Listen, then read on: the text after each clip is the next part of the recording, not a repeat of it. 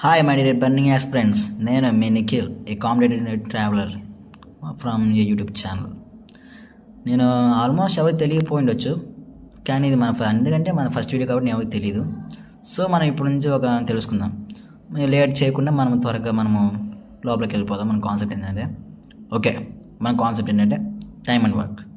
మనందరూ తెలిసే ఉండదు టైమ్ అండ్ వర్క్ ఎక్కడ తట్టిందా, మేబీ తట్టే ఉండొచ్చు. ఎందుకంటే మా burning aspirants who are selected or who are preparing for government exams అలా తెలిసి ఉండదు టైమ్ అండ్ వర్క్. ఇప్పుడు మనం డిస్కస్ చేద్దాం time and work with easy మెథడ్లో. మనం ఎంటర్ అవుదాం. ముందుగా టైమ్ అండ్ వర్క్ అంటే ఏంటంటే, టైం అంటే ఏంటి? టైం అంటే అందరూ తెలుసు. అన్న ఏందన్నా నువ్వు టైం అంటే ఏంది ఇది చెప్తున్నావు, ఏంది టైం అంటే అంత తెలిసింది కదా, గోడమే ఉండే గడియారమే కదంటే ఆల్మోస్ట్ టైంకి వర్క్కి ఉన్న రిలేషన్ ఏంటబ్బా, ఎప్పుడు ఆలోచించారా? ఇప్పుడు రండి దాని ఏమైనా ప్రాబ్లమ్స్ చేసేద్దాం. ముందుగా మన డెఫినేషన్ తెలియాలబ్బా. టైమ్ అండ్ వర్క్ అంటే ఏంట్రా అని అంటే, work equal to efficiency into time. అరే బాబు ఇదేందిరా అనుకోవచ్చు. ఆర్ ఈ ఇంటూ టైం అనమాట.